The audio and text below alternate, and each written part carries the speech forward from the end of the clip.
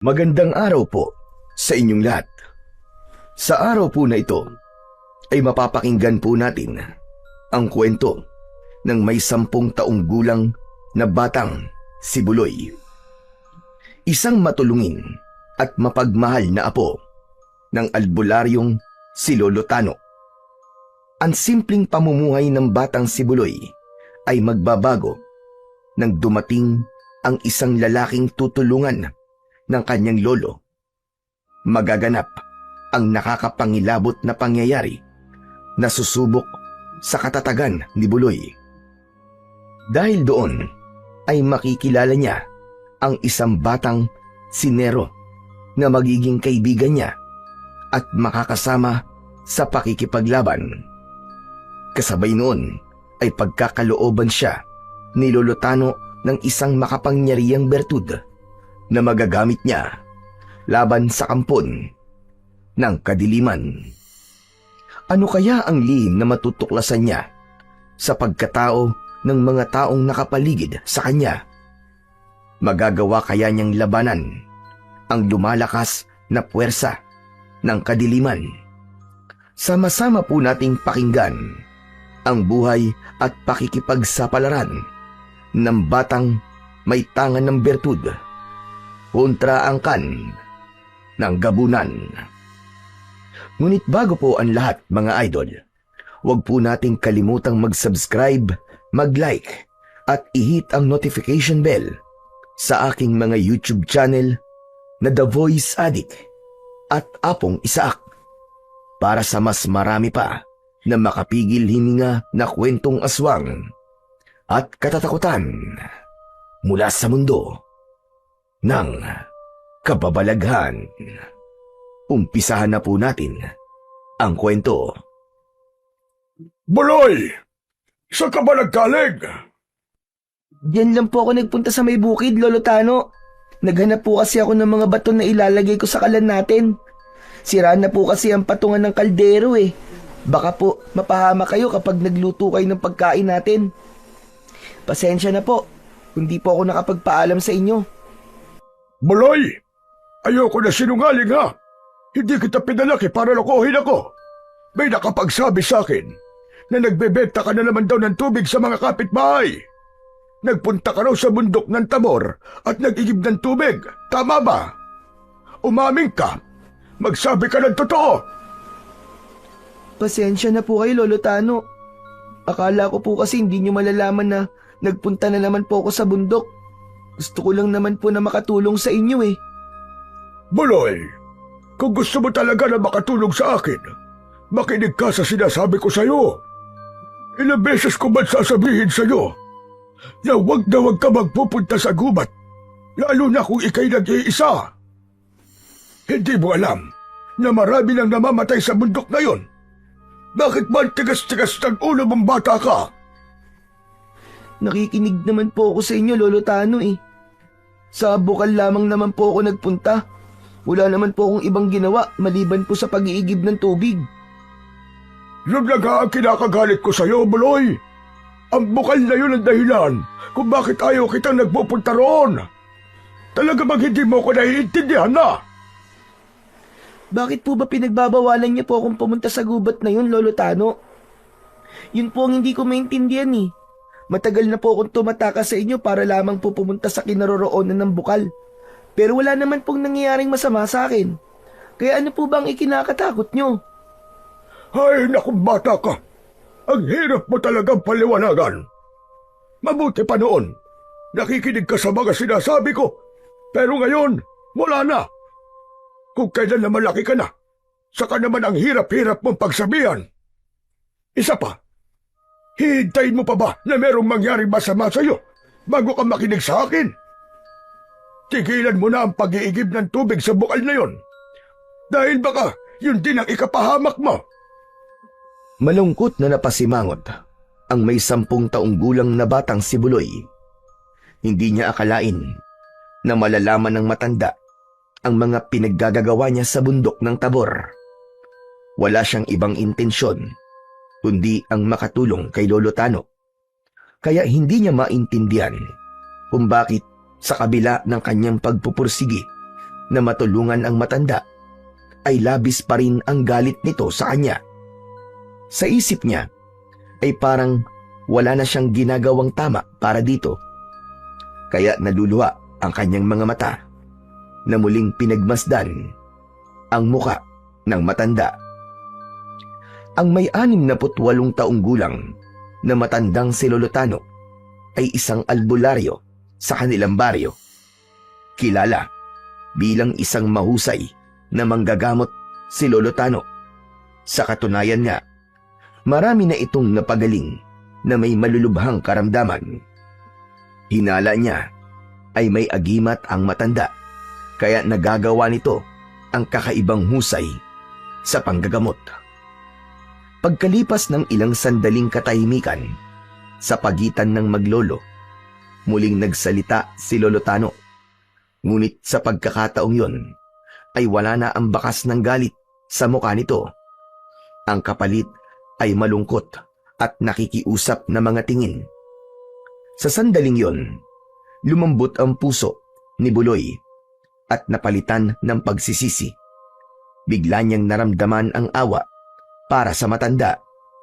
Kaya naman, bilang pagpapakita ng paghingi niya rito ng tawad, nilapitan niya ito at hinalikan ang likod ng kamay. Patawarin niyo na po ako, Lolo Tano. Kung nagsinungaling man po ako sa inyo, ay hindi ko na po inuulitin.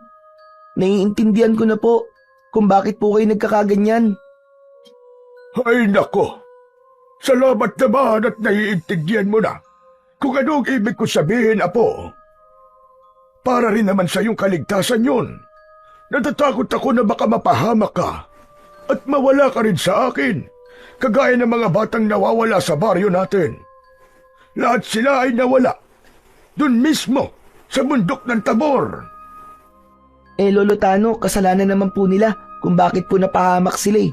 Dahil hindi po sila nakukontento sa paglalaro sa tapat ng kanilang bahay at pumupunta pa po sila sa gubat para lamang po makipaglaro. Pero ako, iba po ako sa kanila, Lolo Tano.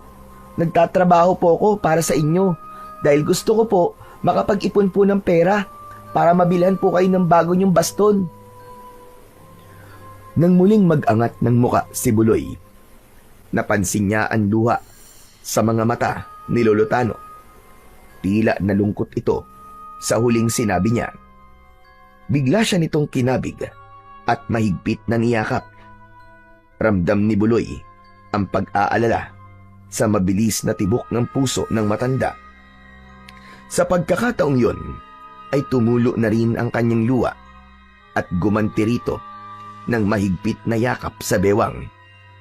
Habang nasa ganong ayos sila, nagsalita si Lolo Tano. Napakaswerte ko sa pagkakaroon ng apo na kagaya mo, Buloy. Mapagmahal at maalalahanin. Pasensya ka na, apo ko, kung napagalitan na naman kita. Masyado lamang akong nagpadala sa emosyon ko. Hindi ko alam na yung pala dahilan ko bakit pumupunta ka sa gubat. Pero hindi ko kailangan ng bagong baston na po.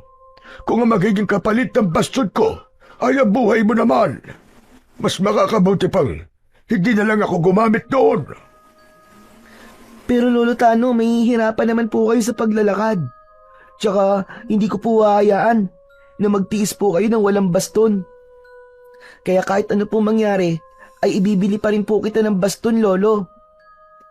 Isang malalim na buntong hininga ang pinakawalan ni Lolo Tano bago ito bumitaw sa pagkakayakap kay Buloy. Naupo ito at hinaplos ang pisngi ng kanyang apo. Nakikiusap ako sa iyo, Apo.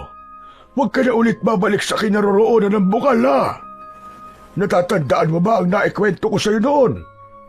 Totoong may mga nilalang ng dilim ang nakatira sa bundok ng Tabor.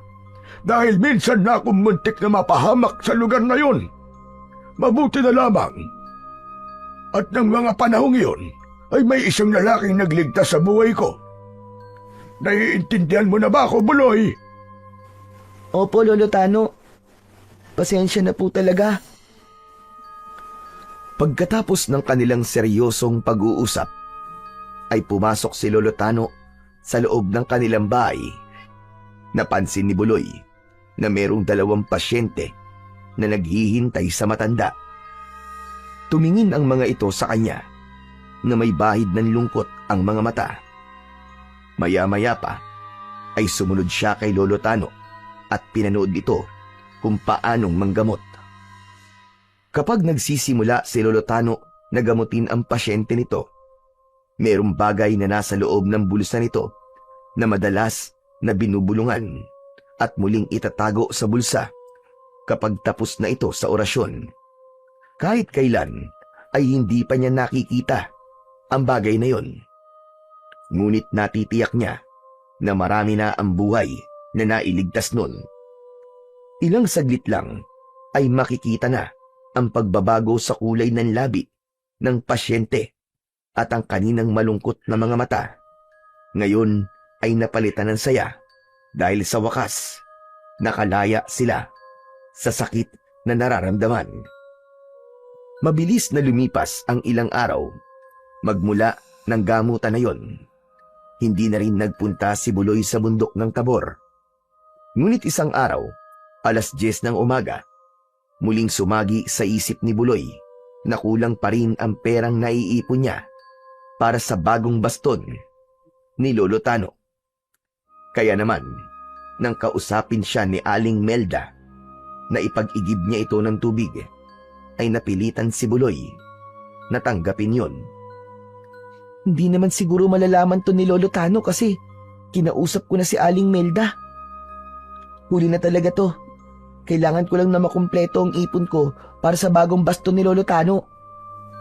Seryosong pahayag sa sarili ni Buloy habang nakatayo sa gilid ng kakahuyan. Bit-bit ang 2 galon ni Aling Melda. Isang malalim na buntong hininga ang pinakawalan ni Buloy bago tinahak ang daan papasok sa kagubatan. Pagkalipas ng 1 oras na paglalakad, ay narating niya ang kinaroroonan ng bukal. Habang nakatayo siya sa tapat nito, ay pinagmasdan niya muna kung gaano kalinaw ang tubig na dumadaloy doon. Dahil hindi yun madalas na pinupuntahan ng mga tao, napanatili ang kagandahan nito. Malayo ang baryo ng San Ibañez sa bayan, kaya pahirapan ang mga tao sa paghahanap ng mapagkukunan nila ng malinis na inuming tubig. Ang iba naman ay nagtsatsaga na lamang na maghintay sa pagdating ng truck na nagrarasyon sa kanila ng tubig kesa ang umakyat pa ng bundok ng Tabor. Naniniwala ang mga tao na merong mga nilalang na nagtatago sa kagubatan. Bukod tangi lamang si Buloy ang hindi naniniwala sa ganung mga kwento, kahit madalas na pinagbabawalan siya ni Lolo Tano. Maya-maya pa ay yumuko si Buloy para magsalin ng tubig sa galon. Pero bago yun, muling nagsalita si Buloy habang hawak ang tabo. Tabi-tabi po, Apo. Puwera galaw po. Yun ang madalas na sinasambit ni Buloy sa tuwing nagsisimula siyang magsali ng tubig sa galon. Paghingi yun ng respeto sa mga nilalang na nagbabantay sa bukal. Narinig lamang niya yun sa mga kwento ni Lolo Tano. Ayon sa matanda, ang mga bagay raw na may buhay katulad ng bukal ng tubig ay kadalasan na ginagamit ng mga diwata para sa kanilang lagusan papunta sa mundo ng mga tao. Dagdag pa ni Lolo Tano, lahat ng lagusan na may kinalaman sa kakaibang lugar ay merong nilalang na nagbabantay. Kaya hanggat maaari, upang hindi mapaglaruan ng masasamang elemento, ay kailangang magbigay ng galang sa mga hindi nakikitang bantay nito. Pagkalipas ng ilang sandali, mabilis na napuno ni Buloy ang 2 galon. Sa kanya binitbit sa tigkabilaan niyang mga kamay, habang ang mga ugat sa kanyang liig ay nagsisimula ng lumabas dahil sa kanyang panlalakas. Habol ang hininga Napilit binubuhat ang 2 galon. Mabilis siya naglakad at tinatahak ang daan. Ngunit pagsapit niya sa gitna ng kakawyan, bigla siyang nakarinig ng isang malakas na pag-angil. Tila merong mga yabag ng paa na nakasunod sa kanya. Kaya naman, ibinaba niya muna saglit sa lupa ang 2 galon at nagpalinga-linga siya sa kanyang paligid. Teka, ano ba yun? Oh, wala namang nakasunod sa akin ah. Bakit kaya parang pakiramdam ko hindi ako nag-iisa sa lugar na to? Muling iginala ni Buloy ang kanyang paningin sa paligid. Sinuri niya maging ang madilim na bahagi ng kakawyan. Ngunit wala naman siyang nakita na ibang tao roon. Kaya naman, akma na sanang muling bubuhatin ni Buloy ang 2 galon nang muli siyang nakarinig ng sunod-sunod na pag-angil sa kanyang likuran. Kasunod ng mabahong singaw ng hangin na parabang may nabubulok na karne ng hayop. Pigil ang hininga na dahan-dahan siyang humarap sa pinagmumulan ng mabahong amoy. Ganun na lamang ang panlalaki ng mga mata ni Buloy nang makita ang isang nilalang na may nakakatakot na itsura. Matangkad, payat ang katawan at makintab ang kulay itim nitong balat. Ang bibig nito ay mahaba na halos umaabot na sa tenga. Ngumisi ang nilalang na nagpalitaw sa malalagari nitong mga ngipin. Ang malapot nitong laway ay nagsimulang tumulo na parabang natatakam ito sa putahing nasa harapan. Nang mga sandaling yun ay binalot ng kilabot ang buong katawan ng batang si Buloy. Takot na takot siya na umatras papalayo sa nilalang. Hindi niya inaalis ang kanyang paningin sa halimaw. Ilang sandali pa ay nagsimula na itong humakbang papalapit sa kanyang kinaroroonan. Wag! Huwag ka lalapit! Nakikiusap ako! Huwag mo akong papatayin! Pangako, hindi na po ako babalik dito! Huwag ka lalapit! Ngunit ang pakiusap na yun ni Buloy ay tila nagbigay pa ng dahilan sa nilalang para maging mas agresibo sa paglapit sa kanya. Nanginginig ang katawan ng halimaw na parabang mas lalo siya nitong tinatakot. At dahil sa labis na pag-aalala ni Buloy para sa sarili niyang kaligtasan, tumakbo siya ng mabilis at iniwan ang kanyang mga dalang galon. Habang tumatakbo, ay lumingon siya sa hulihan ng kanyang daan. Nasaksiyan niya kung paano itong nagpalipat-lipat sa mga sanga ng puno. Tila kasing bilis at gaan ito ng hangin na kayang lumundag sa kabilang puno papunta sa isa pa. Nang mga sandaling yon ay wala nang pakialam si Buloy kung saan siya makarating. Patuloy siya sa pagtakbo habang naririnig ang kaluskos ng kuko ng halimaw sa mga puno. Bilangga niya ang nakaharang na mga halaman sa kanyang dinaraanan. At dahil sa pagmamadali, hindi niya napansin ang nakaharang na putol na sanga ng kahoy. Natisod siya at pasadsad siyang bumagsak sa lupa. Gumuhit ang labis na sakit sa kanyang katawan. Nagkaroon din siya ng sugat sa tuhod at bumulwak ang dugo mula roon. Pinilit ni Buloy na muling tumayo. Pero dahil sa amoy ng sariwang dugo na sumasama sa hangin, natuntun siya ng nilalang na ngayon ay nakatayo sa kanyang harapan. Nanlilisik ang mga mata nito habang nakatitig sa sugat niya. Paatras siyang lumayo habang nakaupo sa lupa. Isang malakas na pag-angil ang kumawala sa lalamunan ng nilalang. Hindi akalain ni Buloy na totoong may halimaw pala sa bundok ng Tabor. Lumayo ka! Parang awa mo na! Nakikiusap ako! Huwag mo akong papatayin! Huwag mo akong papatayin! Hindi na nagawang tapusin ni Buloy ang iba pa niyang sinasabi dahil mataas nang tumalon ang halimaw papunta sa kanyang kinaroroonan. Sakto ang pagbagsak nito sa kanyang harapan. Kaya naman, malinaw rin niyang nakita ang nagbabaga nitong mga mata. Huli na para tumakbo papalayo. Sinunggaban siya nito at sinakal ang kanyang leeg.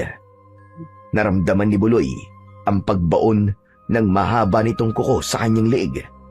Nang mga sandaling yon ay naisip niya ang mga sinabi sa kanya ni Lolo Tano. Kung nakinig lamang siya sa matanda, ay wala sana siya sa sitwasyong yon. Habang nakaangat ang kanyang mga paa sa lupa, ay nauubusan na rin ng hininga si Buloy. Pakiramdam niya ay yun na rin ang magiging katapusan niya. Ngunit habang nakakaranas siya ng paninikip ng dibdib, dumating ang isang batang lalaki na sa tingin niya ay 12 taong gulang lamang ito. Nakatutok ang hawak nitong terador sa nilalang habang bakas ang tapang sa muka ng bata. Hoy! Pangit na aswang nagabunan! Pakawalan mo ang batang yan! Kung ayaw mong butasin ko ng bato ang mga mata mo, ako ang harapin mo, duwag! Malakas at punong-puno ng determinasyong sigaw ng batang lalaki habang nakatutok pa rin ang terador nito sa nilalang na tinawag nitong gabunan. Hindi natinag ang aswang. Akma na sanang kakagatin sa leeg si Buloy. Nang lumipad naman ang bato mula sa terador ng bata, tumama ang bato sa kaliwang mata ng gabunan. Kaya naman, nabitiwan nito si Buloy. Naramdaman niya ang pagbagsak ng katawan niya sa lupa, kasabay ng pag-angil ng gabunan, habang hawak ang nasaktan nitong mata. Inulit ng batang matapang ang pagtirador sa kanan naman nitong mata. Kaya naman, mas lalong lumakas ang pag-angil nito. Bakas sa garalgal na boses ng halimaw, ang labis na sakit. Bumulwak ang kulay itim na dugo mula sa mga mata ng gabunan.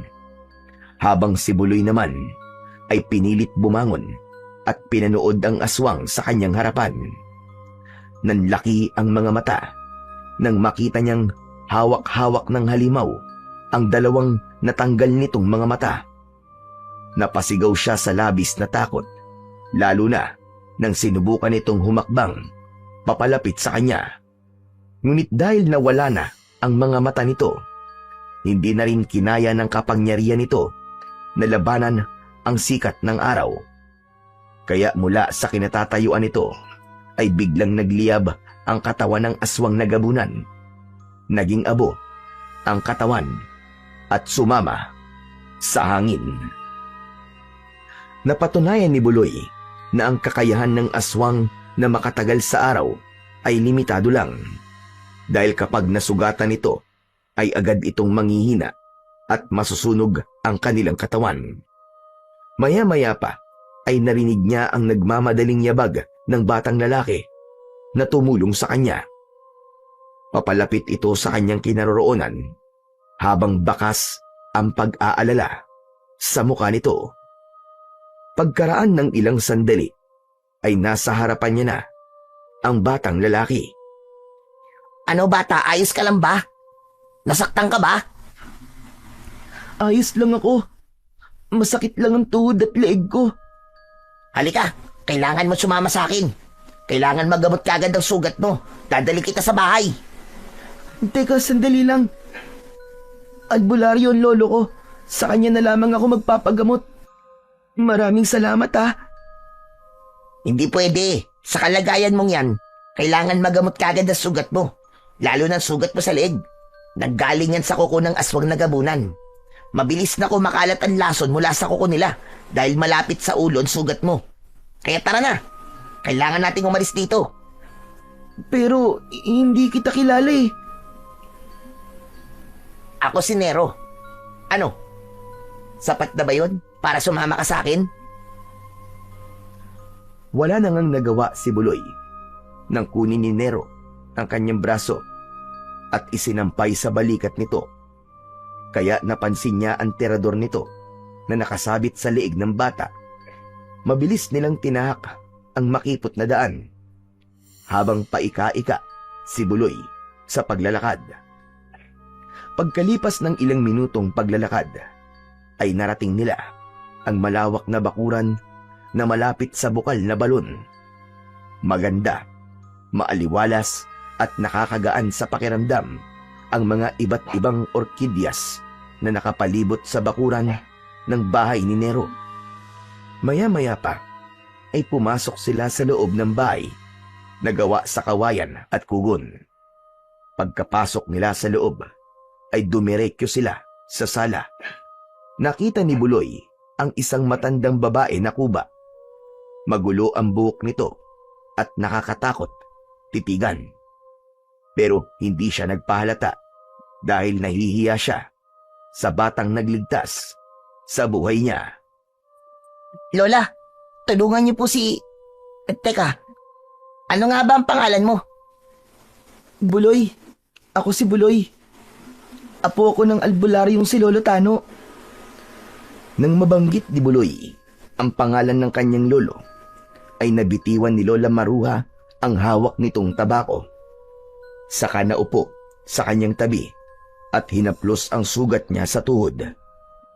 Kahit natatakot, ay hindi niya ipinahalata yun sa matandang babae.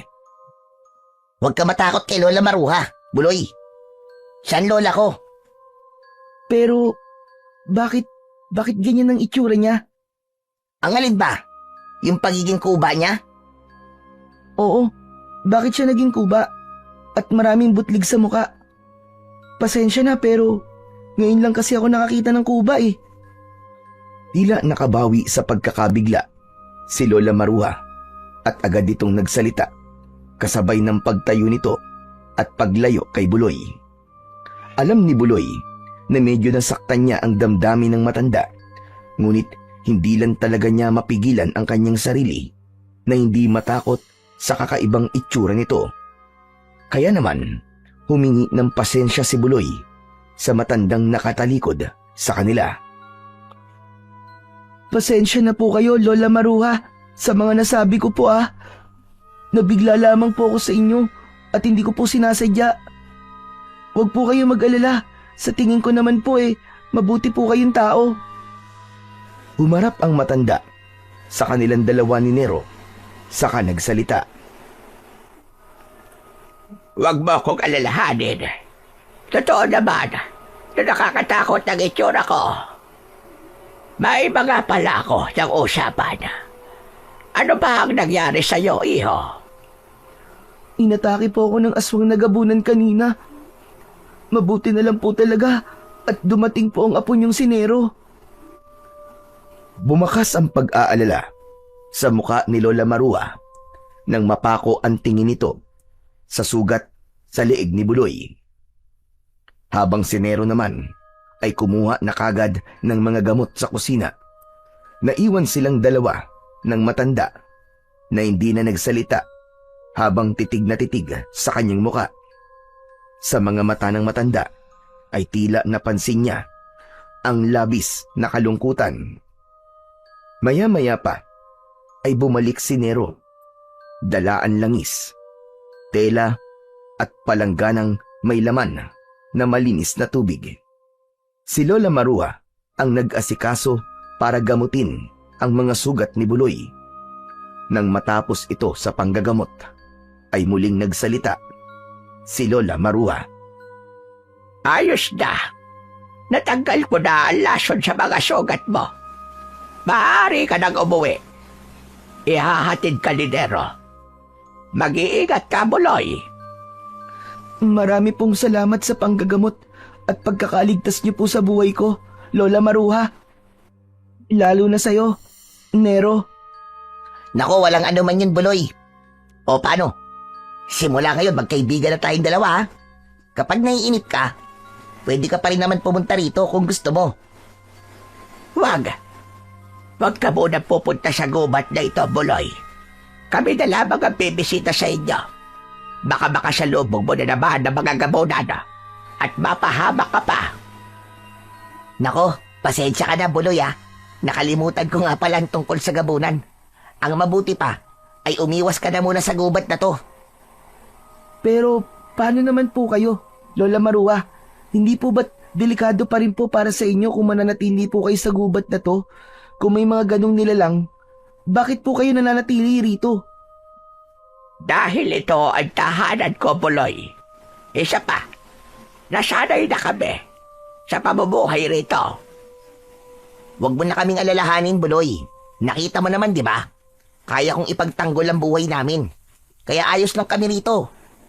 O paano? Kailangan na natin umalis. Ihatid na kita sa inyo. Oo, Nero.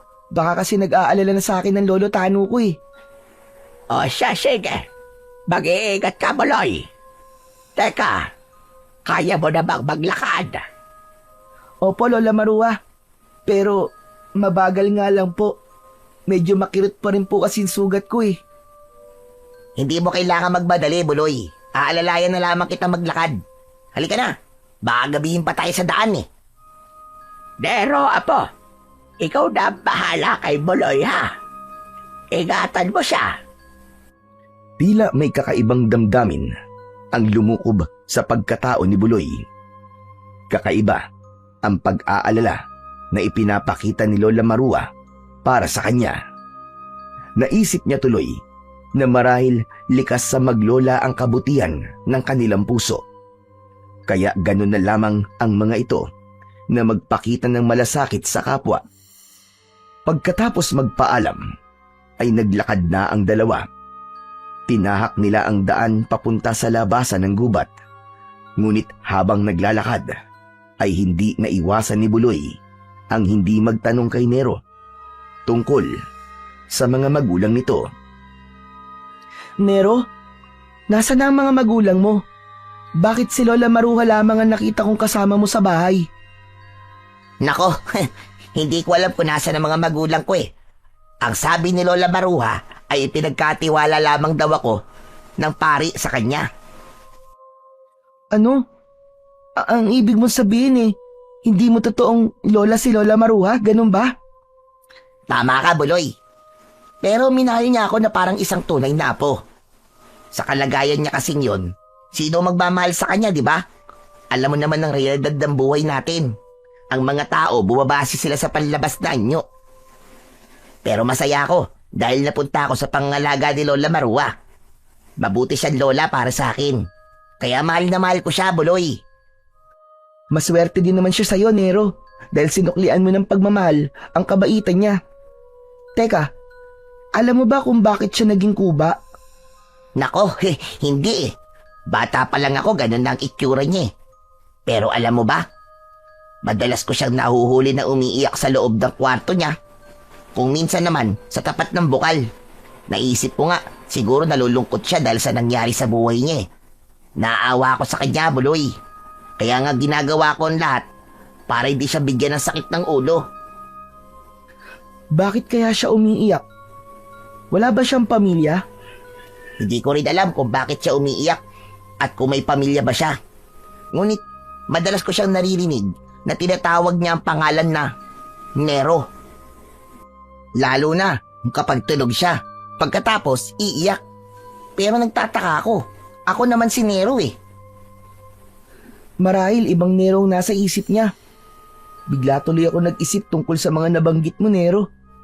Bigla ko rin kasi naramdaman ang awa sa kanya. Oo, talagang nakakaawa si Lola Maruha. Dahil abala sa pag-uusap, ay hindi napansin ng dalawa na nasa labasan na sila ng kagubatan. Nakita na nila ang mga bahay na gawa sa kugon at kawayan. Saka lamang nakahinga ng maluwag si Buloy. Dahil sa wakas, ay ligtas siyang nakauwi. O paano? Hanggang dito na lamang ako ah. Sa tingin ko naman wala nang aswang nagabunan sa baryo nyo. Basta wag ka na ulit pupunta sa gubat ng mag-isa, okay? Maraming salamat sa paghatid, kaibigang Nero. Lalo na sa pagkakaligtas mo sa buhay ko. Utang ko sa iyo ngayon ang buhay ko. Kalimutan mo na yon. Ang mahalaga ay ligtas ka. Masaya ako na nakatulong ako sa iyo. Masarap sa pakiramdam kapag alam kong may natutulungan akong tao. Kaya sige na, umuwi ka na at ipagtapat mo sa lolo mo ang nangyari sa'yo kanina. Huwag na huwag kang magdilihim sa mga taong tunay na nagmamahal sa'yo. Aalalahanin ko ang mga sinabi mong yan, Nero. Mag-iingat ka rin sa pag-uwi mo, ha? Isang matamis na ngiti ang pinakawalan ni Nero bilang tugon sa sinabi ni Buloy. Tila ba nagkaroon ng bagong kaibigan si Buloy sa katauhan ng batang tumulong sa kanya. Inihatid niya ng tanaw ang pag-alis ni Nero. Hinintay niya na lamunin ng kakahuyan ang anino nito. Nang tuluyang mawala sa kanyang paningin si Nero, ay saka naman siya naglakad papunta sa bahay ni Aling Melda. Pagkalipas ng ilang minutong paglalakad, ay narating niya ang tapat ng bahay ni Aling Melda. Natanaw siya nito at nagmamadaling lumapit sa kanya. Sinabi niya rito na naiwan niya ang dalawa nitong galon sa gubat dahil naaksidente siya sa kakahuyan. Tinignan ng ginang ang sugat niya, kaya naman naniwala ito sa kanya. Sa halip ay nagbigay ito ng konting halaga para daw sa gamot niya, na maayos naman niyang tinanggihan. Katwiran niya ay si Lolo Tano na ang gagamot ng sugat niya.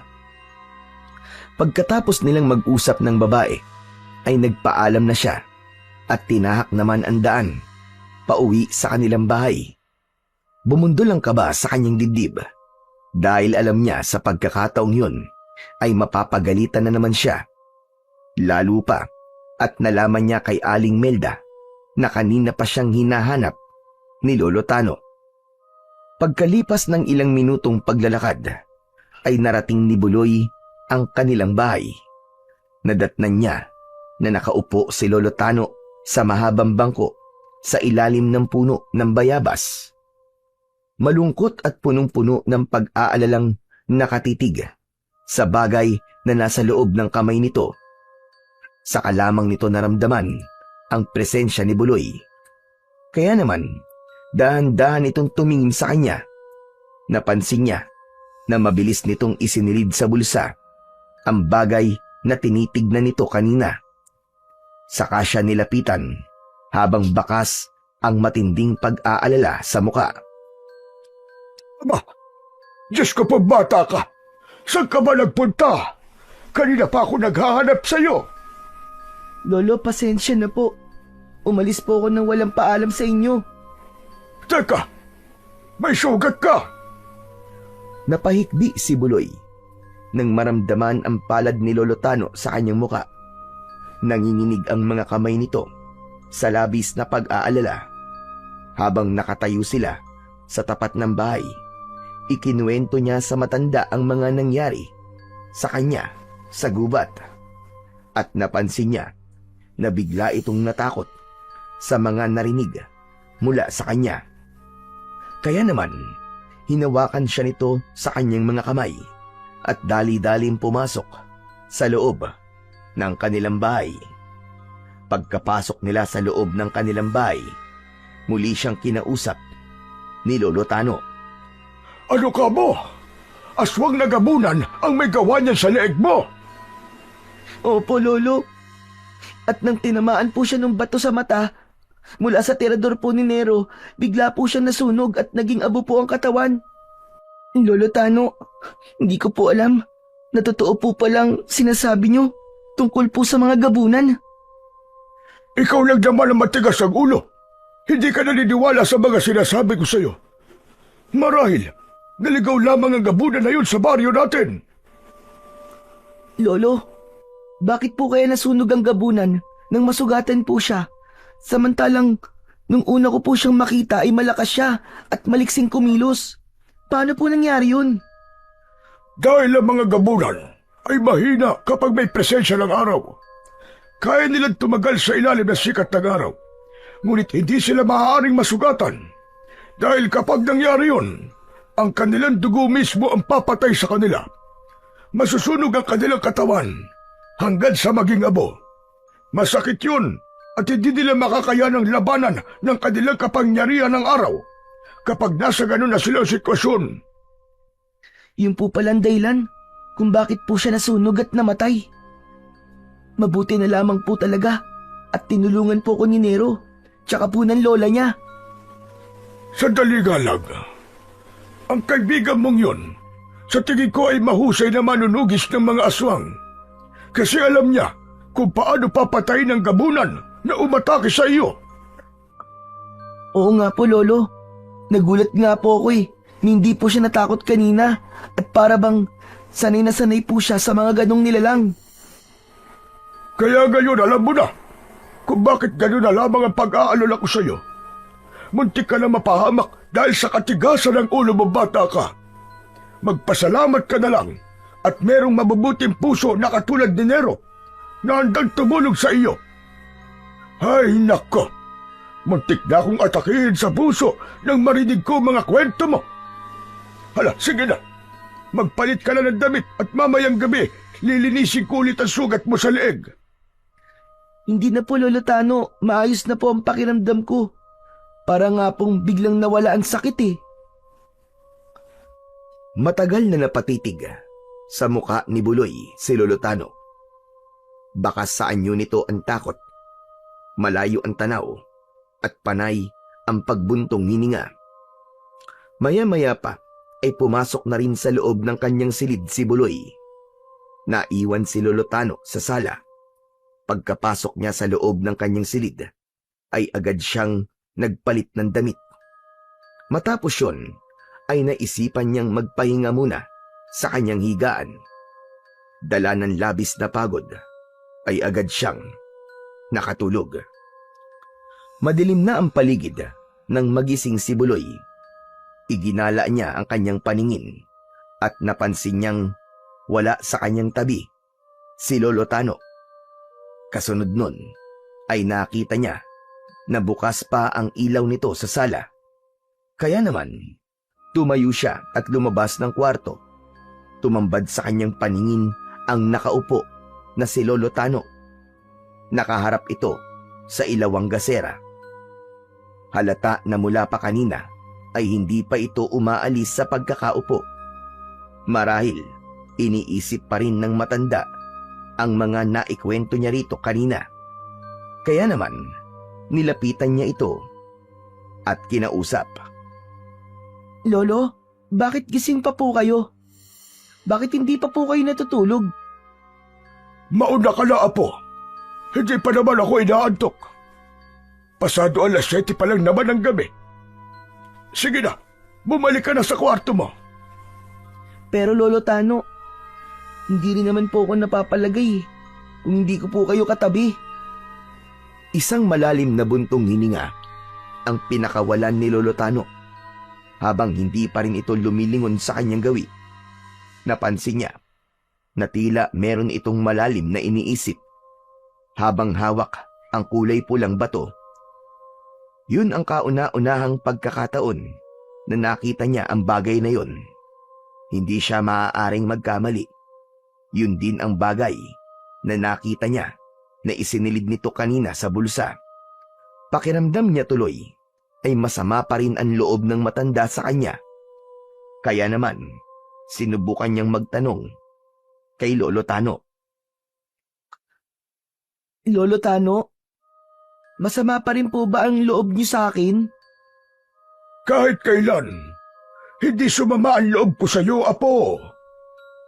Eh bakit po kayo nagkakaganyan, Lolo? Kanina po nakita ko rin po kayong malayo ang iniisip habang pinagmamasdan po ang bato na nasa kamay niyo. Dahil natatakot ako, apo. Siguro ay panahon na para ibigay sa iyo ang bertud na ito. Bertud? Para saan po ang bagay na yan, Lolo Tano? Para ito sa mga aswang na gabunan. Isa itong kapangyarihan na pipigil sa pag-aasik ng lagim ng mga aswang. Matagal ko nang pinag-iisipan ang bagay na ito. Ngunit sa tingin ko, ito na ang tamang panahon para ibigay sa iyo ang bertud ng liwanag. Gulat na gulat si Buloy sa kanyang mga narinig. Bumilis ang tibok ng kanyang puso, lalo na nang ibigay sa kanya ni Lolo Tano ang kumikislap na kulay pulang bato. Hinawakan niya ang bato. Malamig at makinis ang bagay na yon. Dahil sa liwanag ng ilaw ng gasera ay mas lalo pa itong kumislap.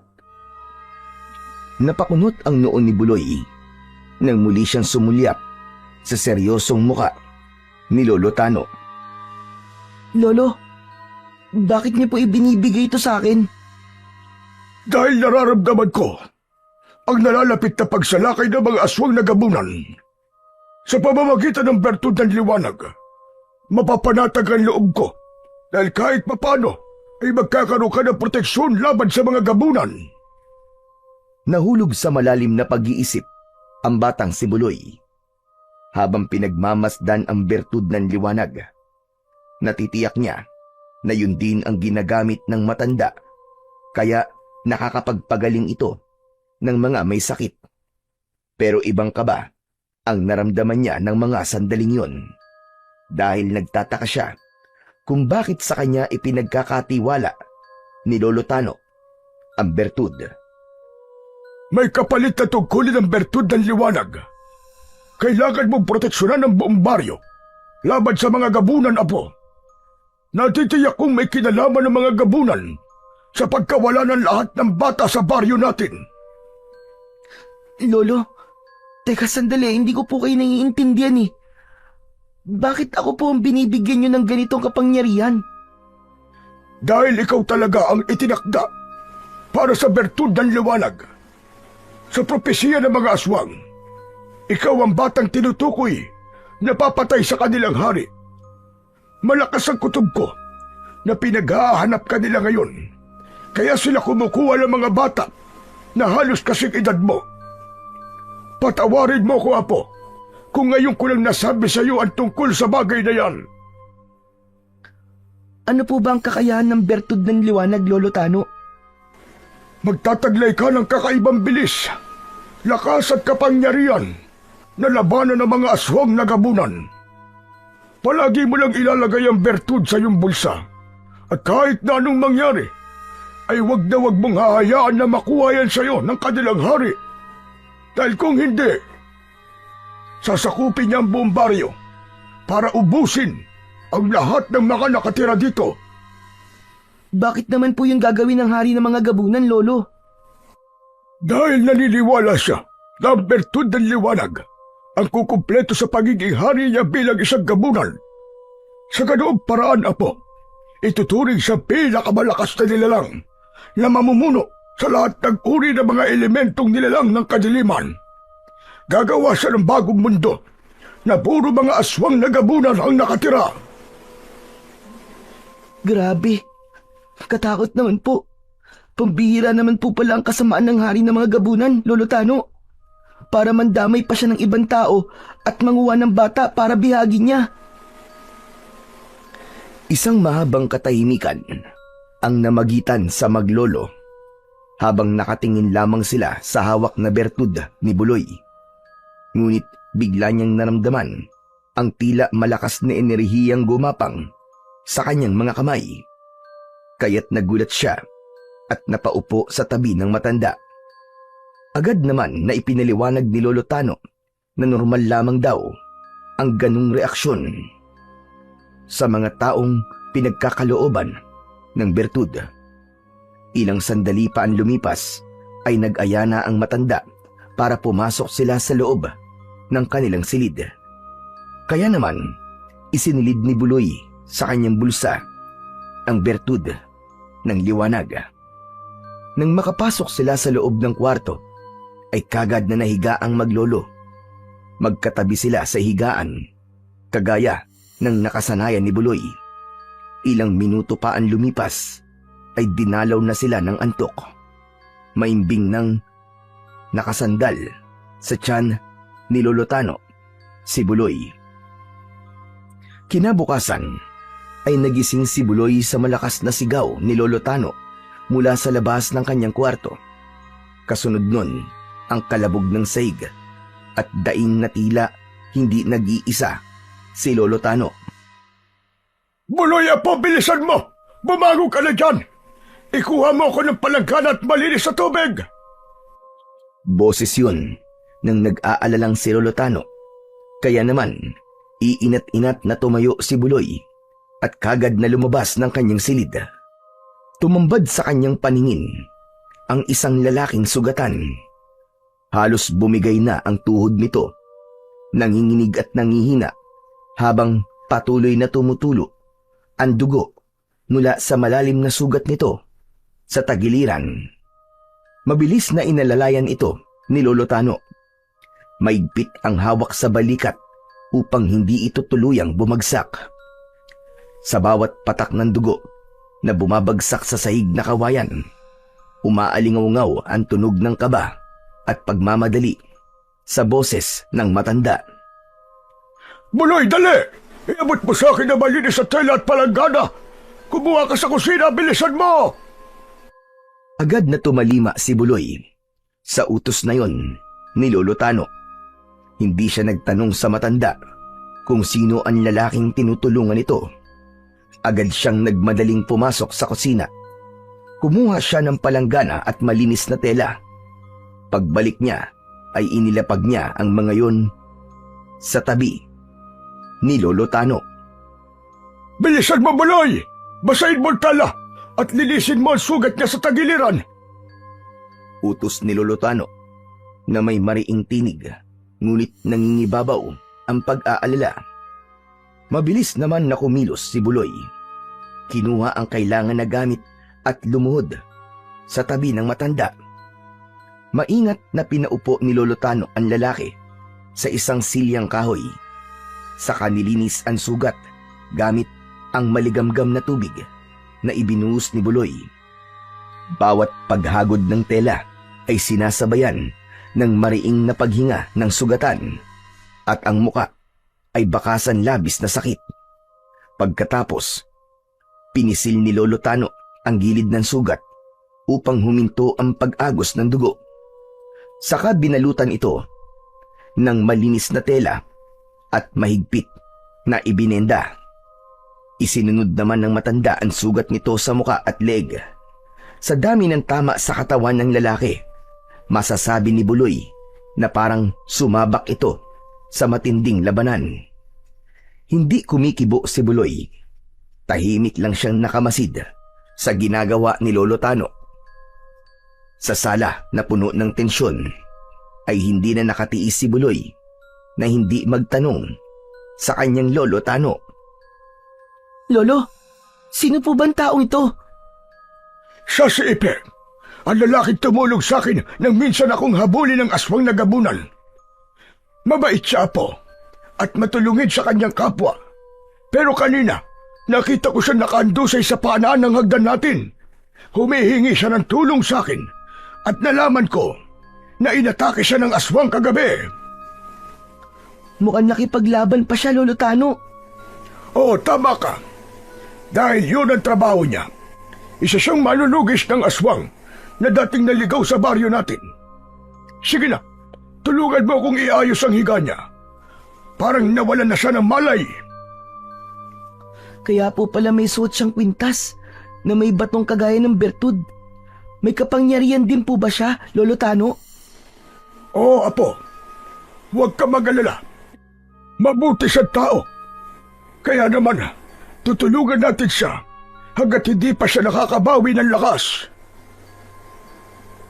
Pagkatapos magpaliwanag ni Lolo Tano, ay iniayos nila ang pagkakahiga ng lalaki. Ipinatong ni Buloy ang itak nito sa ibabaw ng lamesa habang payapa nang natutulog si Mang Ipe. Si Lolo Tano naman ay abala na rin sa paglilinis ng dugo na tumulo sa sahig. Bago ito tuluyang umalis sa sala at naiwan siya na nagbabantay sa lalaking sugatan. Magmula ng umagang yun ay naging abala na sina Lolo Tano at Buloy.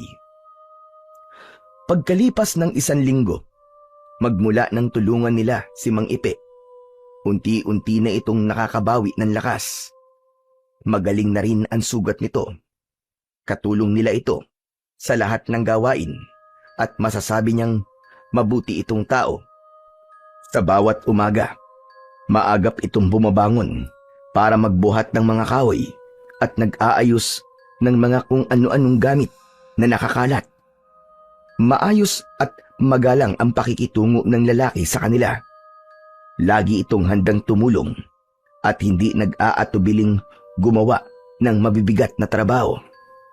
Tuluyan na ngang kinupkup ng matanda si Mang Ipe dahil tumatanaw lang daw siya ng utang na loob sa lalaking yon. Sa bawat hapunan, madalas itong nagpapasalamat sa kanilang kabutihang loob, kaya lalo nilang naramdaman na parang kapamilya na rin nila ito. Madalas na umaalis ng gabi si Mang Ipe dahil ayon dito ay isa itong manunugis ng mga aswang. Ngunit habang tumatagal, nagsimula namang kumalat ang mga balitang may natatagpo ang bangkay sa kakahuyan. Mga katawan na winasak ng isang mabangis na nilalang. Ang mga batang nawawala ay natagpuan na ng kanilang mga magulang. Ngunit isa ng malamig na bangkay. Ang dating tahimik na paligid ay napalitan ng kaba. Kaya naman isang gabi, habang dalawa lamang sila ni Lolo Tano sa loob ng kanilang bahay, kinausap ni Buloy ang matanda. Lolo, alam ko po na hindi magiging madali ang hihilingin ko po sa inyo. Ngunit hayaan niyo po akong tugisin ng mga aswang nagabunan. Hindi ko na po kayang matagalan ng pamiminsala nila sa mga kababaryo natin eh. Sigurado ka ba dyan sa sinasabi mo, Apo? Opo, Lolo Tano, sigurado na po ako. Hindi po ba't sinabi niyo po sa akin na tungkulin ko na ngayon na pangalagaan ng lahat ng mga tao sa baryo natin? Sa tingin ko po, ito na po ang hinihingi ng pagkakataon. Lalabanan ko po sila at hindi ko po hahayaan na magtagumpay sila sa mga binabalak nila. Kung ganun, dalawa na kayo ni Ipe na haharap sa mga aswang nagabunan. Pero lo, hanggat maaari po sana, ako lang po ang haharap sa mga aswang. Ayoko po na may mapahamak na ibang tao ng dahil sa akin. Isa pa, may tiwala po ako sa kakayahan ng bertud ng liwanag. Isang malalim na buntong hininga ang pinakawalan ni Lolo Tano. Batid nito ang panganib na haharapin ni Buloy. Subalit mas pinili nitong magtiwala sa kanyang apo. Pagsapit ng gabi ay tahimik na umalis si Buloy. Magaan ng hakbang ng kanyang mga paa na tinahak ang daan papasok sa loob ng kagubatan. Wala siyang anumang dala na sandata kundi ang bertud ng liwanag na nasa loob ng bulsa niya. Malamlam din ang liwanag ng bilog na buwan. Tanging huni lang ng kuliglig ang naririnig niya sa loob ng kagubatan. Maingat ang kanyang paghakbang at alerto sa paligid. Ngunit hindi pa man nagtatagal si Buloy sa paglalakad. Tumambad sa kanyang paningin ang nakakarimarim na tanawin. Isang aswang nagabunan. Abala ito sa paglantak sa katawan ng usa habang nakatalikod ito sa kanya. Payat, ngunit may matitinding kalamnan. Marahas nitong nilalapa ang katawan ng isang usa habang hindi napapansin ang presensya ni Buloy. Ang matutulis nitong kuko ay humihiwa sa laman at ang mga ngipin ay bumaon sa malambot na bahagi ng katawan ng kaawa-awang hayop. Ang tunog ng butong nababali at nadudurog sa loob ng bibig nito ay nakadadagdag sa kilabot na kanyang nararamdaman. Humalo sa mabahong singaw ng dugo ang nakakalsulasok din na amoy ng katawan ng gabunan. Hoy! Pangit na gabunan! Ako ang harapin mo, halimaw ka! Wala ka na ngayong takas! Ito na ang magiging katapusan mong hayop ka! Umalingaw-ngaw ang galit na boses ni Buloy at sa pagkakataong yun ay tuluyan niya nang nakuha ang atensyon ng aswang. Tumayo ito at humarap sa kanya habang ang bertud sa kanyang bulsa ay biglang nag-init. Biglang sumagi sa kanyang isip na wala pala siyang dalang armas. Kung may dalaman lang sana siya na espada, ay magagawa niyang labanan ang gabunan. Ngunit nagulat siya nang biglang lumitaw sa kanyang mga kamay ang isang mahiwagang espada. Hala, paano nangyari yun? Nasa isip ko lang ang espadang to ah. At dahil hindi makapaniwala sa biglang paglitaw ng mahiwagang espada sa kanyang kamay, sinubukan niyang umisip ng pananggalang upang masiguradong totoo ang kanyang nasasaksiyan. Maya-maya pa ay naramdaman niya sa kabilang kamay ang kakaibang liwanag na lumabas sa kanyang katawan. Laking gulat ni Buloy nang makitang nagkaroon nga siya ng pananggalang. Wow! Totoo nga! Ang astig naman ito! Kung anong maisip ko, lumalabas sa mga kamay ko! Dahil sa mga nakita, ay natigilan ang aswang na gabunan, habang si Buloy ay matapang na hinarap ang kalabang halimaw. Mula sa bertud ng liwanag na taglay niya, isang malakas na sinag ang sumiklab, at sa isang kisap mata, ang kanyang espada ay lumiwanag. Lumapit ang gabunan. Ang mga mata nito ay nag-aalab sa gutom. Humakbang si Buloy ng matatag. Ang espada na gawa sa liwanag ay kumikislap sa dilim. Nang sumugod ang aswang, mabilis niyang iniwasan ang mga kuko nito at sinaksak ng espada. Tumagos yun sa balikat ng nilalang. Bumulwak ang dugo mula sa sugat. Sa bawat galaw ng gabunan ay agad niya yun naiiwasan. Iniharang niya ang pananggalang sa kalaban at muli niya itong sinaksak ng espada sa tagiliran. Kasunod nun, lumiyab ang katawan nito hanggang sa masunog at maging abo. Humihingal si Buloy habang nakatingin sa nagkalat na abo sa lupa. Sa katahimikan ng paligid, kumikislap pa rin ang natitirang sinag ng liwanag sa kanyang kamay. Patunay ng kapangyarihang nagligtas sa kanya mula sa mabangis na gabunan. Kaya siguro pinayagan ako ni Lolo Tano na tumugis ng aswang dahil batid niya ang kapangyarihan ng bertud. Ang hindi lang malinaw sa akin ay kung paano nangyari yun. Nakakabilib talaga. Paanong ang naisip ko lang na sandata kanina, ayun naman ang lumabas sa palad ko at binigyan ng lakas ng mabalutan nito ng liwanag. Sa kampan ng galang na to, kakaiba rin. Pabulong na saad ni Buloy habang nakatingin pa rin sa kanyang mga sandata. Maya-maya pa ay nagpasya na siyang maglakad hanggang sa gitna ng kakahuyan. Ilang oras din siyang naglibot sa kagubatan, ngunit wala siyang nakitang gabunan. Kaya naman, nang matiyak niyang wala na ang panganib, saka lang din naglaho ang kanyang mga sandata sa kamay. Indikasyon yun na wala na ang aswang sa paligid. Pagkalipas ng sandaling yun, ay nagpasya na siyang umuwi.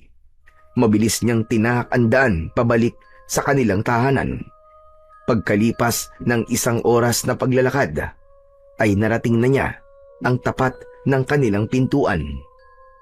Bago pumasok, isa munang malalim na buntong hininga ang pinakawalan niya. Pagkatapos, hinawakan niya ang tarangkahan at binuksan yun. Pagkapasok niya sa loob ng kanilang bahay, nagulat siya sa kanyang nadatnan. Nakaupo si Mang Ipe sa mahabang bangko, kaharap si Lolo Tano. Seryoso ang mga mukha nito na tumingin sa gawi niya. Si Mang Ipe ang unang nagsalita. Oh, nariyan ka na pala. Hinahanap kita kanina pagdating ko. Pero nabanggit na sa akin ni Lolo Tano kung saan ka nagpunta. Tama lamang ang ginawa mo. Kailangan mo silang pigilan. Isang gabunan lamang po ang nakita ko at napatay ko po. Nakapatay ka ng isang gabunan? Pero nasa na sandatang ginamit mo? Natigilan si Buloy sa tanong na yon ni Mang Ipe, kaya hindi kagad siya nakasagot. Dahil doon, Si Lolo Tano na ang nagpaliwanag kay Mang Ipe. Marahil apoy ang ginamit ni Buloy. Alam niya na kontra ang apoy sa gabunan. Hala, sige na Buloy. Magpahinga ka na at marami pa kaming pag-uusapan ni Ipe. Pagkasabi ni Lolo Tano nun, ay agad na tumalima ang batang si Buloy. Para lumapit sa kanyang kwarto, iniwasan niya ang titig ni Mang Ipe at nakatungo na humarap sa pintuan. Tahimik na binuksan ni Buloy ang pinto ng kanyang silid. Pagpasok niya, ay maingat niya iyong isinara. Mula sa sala, umaabot pa rin sa kanyang pandinig ang bulungan ni Mang Ipe at Lolo Tano. Tila pinag-uusapan ng mga ito ang tungkol sa hinahanap na pamilya ng lalaki. Pagkatapos ay naupo siya sa gilid ng katre, bahagyang nakayuko at huminga ng malalim. Dahil pagkatapos ng mga nangyari sa kanya kanina, bigla niyang naalala ang tungkol sa kanyang mga magulang. Walang nababanggit si Lolo Tano tungkol sa kanyang ama at ina. Minsan nga, sumagi sa isip niya, paano kung siya ang anak na matagal nang hinahanap ni Mang Ipe? At ang sinasabi nitong tatay na nagtakas sa anak nito ay si Lolo Tano. Napapailing na lamang siya nang mabuo sa kanyang isipan ang mga hinala na yon tungkol sa kanyang pagkatao.